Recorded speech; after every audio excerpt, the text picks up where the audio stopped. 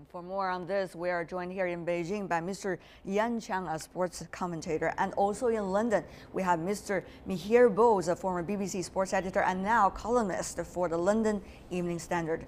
Gentlemen, welcome back to World Insight. Some real developments so far. First of all, how should we understand Jeremy Walk's innocence, the importance of it for FIFA? Mr. Yan. There is still no hard evidence against him saying that he actually conducted the transaction of those 10 million US dollars. I mean, from FIFA to CONCACAF. And as Danny Jordan, I think he's the hosting chairman for the South African World Cup in 2010. There was still no evidence saying that that was kind of bribery. So we're still waiting for more evidence to prove it. But there are still some dubious signs that, as the General Secretary of FIFA, that Jeremy Walk will not be present at the Women's World Cup this month in Canada. I think that's something quite strange. Another thing, Mr. Bose, I want to ask you is this. FIFA today have already announced to suspend 2 people. In fact, 3. One is concerning the American continent. The other is about the Congolese.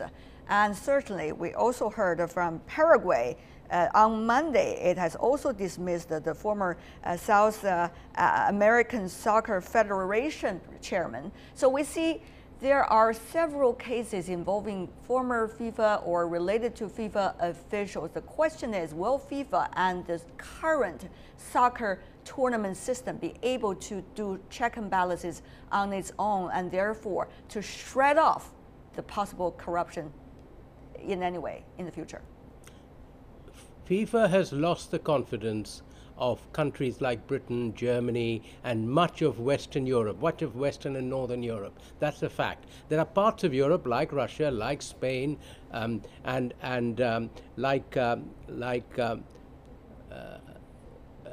like France, for instance, who are supporters of FIFA.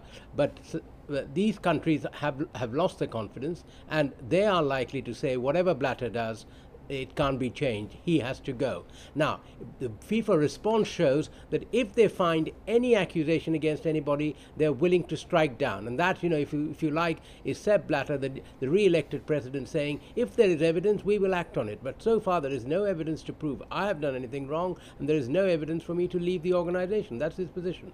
How important it is, Mr. Yan, that people are not drawing premature conclusions, even though there are 2 parallel investigations going on, both from the United States and also from Switzerland. But how important it is, given we are a rule of law world still, that people are not reaching conclusions before evidence definitely lead there?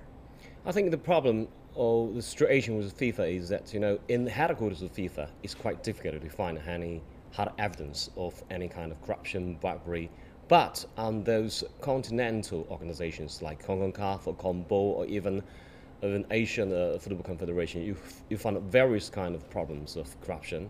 And especially in those Latin American countries, like in Brazil, there is a company in Brazil that hosted the broadcasting rights of various of international football tournaments, broadcasting rights or marketing rights up to 30 years. How could that be possible for one company? But the thing is, will these sporadic cases, even though sometimes they could be daunting, in a way challenge how the soccer tournament system in the world has been running? I think that is the key issue we are looking at. Mr. Yang, what is your thought? I think, the reform, we have to start from these kind of continental organizations, if you cannot find any evidence at the headquarters of FIFA. So maybe we still need to work on CONCACAF or CONMEBOL or the other organizations. But that leaves quite a lot of room for Sepp Blatter and his gang to work at the liberty. Mr. Bose, my question to you, because you're coming from the European continent, we have seen several vocal FIFA European officials talking about they want to withdraw from their different committees that they are serving at FIFA. But many wonder whether that is the right practice for the Europeans to leave FIFA or talk about boycott of FIFA tournaments, whether on different continents or overall as the World Cup Will that be the solution or actually make things ever more complicated? I don't think it's a solution for Europe. Look at it this way. The most major tournament, the one that would affect FIFA, is the World Cup. That's the one tournament of FIFA that makes money. FIFA runs several other tournaments, none of them make money. So if you want to hit Blatter, you hit him where his money is. If that's the thinking. Now, if Europe withdraws from the World Cup, how can it withdraw? The 2018 World Cup is in Russia. Russia is a European country, the biggest European country, the biggest country in the world. How can UEFA, which is meant to run Europe, which is meant to run and protect European football, advise its members to withdraw when the World Cup is being held in Europe? It can't do that. The only alternative I see is and the Europeans are discussing it, and I have said something about this, is to have a tournament which is an alternative to the World Cup. And what they could do is expand the Euros. They already have a very good tournament called the Euros. They can invite other countries, Brazil, Argentina, Uruguay, all previous winners, maybe even China, United States, a few countries like that, and make a competition which could be even better than the World Cup and be a direct threat to Sepp Blatter's World Cup. Now that would be a very different proposition, because that would be affecting his pocket. I did notice, Mr. Bose, you are using Mr. Blatter's World Cup, but many have different thoughts, it seems, because, well, FIFA has been the governing soccer body. It does provide over the years some of the extra support to some of the weaker parts about soccer in the world. For example, Asia, Africa, Latin American continent, at least in some countries. So some believe FIFA actually has played a very significant role in equalizing the opportunities, while the Europeans have been always having the opportunities anyway. I wouldn't disagree with you. I think that is the reason why Blatter is so successful. Blatter is, if you like, the great politician who comes to your village and says, what, you want electricity? Well, here's some money for electricity, and helps you get electricity and roads. That's what he's been doing. He's been going around the world and saying, you want stadiums? Here's the money for the stadium. And if you see his support from Asia and Africa, it is absolutely solid. But the point is that the European powers, and this is why it is so big in the Western media, in the British, American, even the German press, the European powers have lost patience with Blatter. They feel they've given FIFA a bad name. They feel their own reputation is being soiled by being associated with an organization that is branded as corrupt. Blatter may say we are not corrupt, but they feel FIFA is corrupt, and that is the real problem. Is this, Mr. Yan, about corruption 100%? Or is this about a division of thoughts about how the world of soccer should be run? I would more go with the latter part of the question. I think it's more kind of a Euro-centralized concept which have been lasting for more than 100 years, in sport or in international politics. Europe, especially European professional football, has attracted more than maybe 70% of those top talents and capitals. They would always protect their own benefits. And I'm really disappointed with UEFA and Michel Platini's performance for the last election. Why? He should stand up and not using, Prince Ali as a puppet. He should stand up against Sepp Blatter, to use the stage to express, to pacify the concerns of the other continents, saying that Europe is not, just grasping the power from FIFA and only for the benefit of Europe. And he hasn't, and therefore he is exactly proving what you have just accused? No, he's doing things, quite vaguely. He's not so clean cut for this kind of reform. But, people looking up to him, thinking that he might be the future, but it didn't appear. He's just too... All right.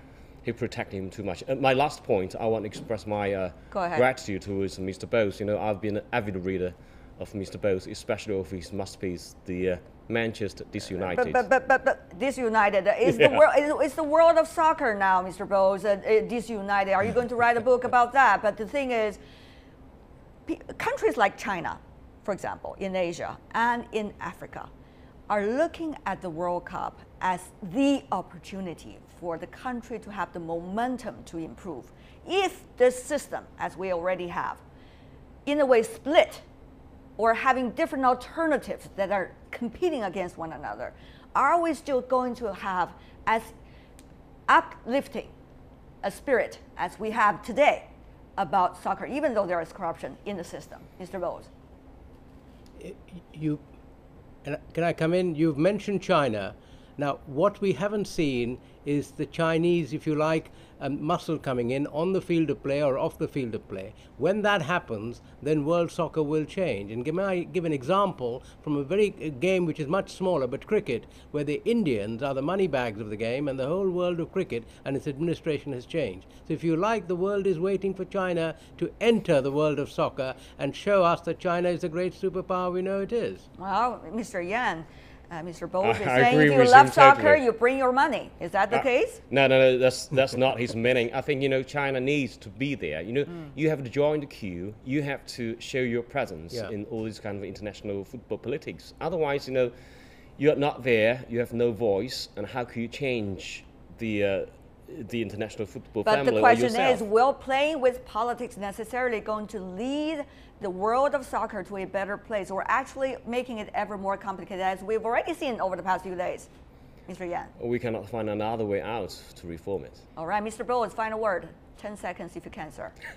Well, I think this story will go on and on. I think the American investigation is, in a way, a lethal weapon against FIFA, because what they will reveal, as you can see with Jerome Valk not going to Canada, these are situations where high FIFA officials may be worried they could get arrested. So this is quite a lethal weapon against FIFA by the Americans. We'll see how things would evolve. Of course, more information going to come out, and we're going to invite both of you back again for more discussions.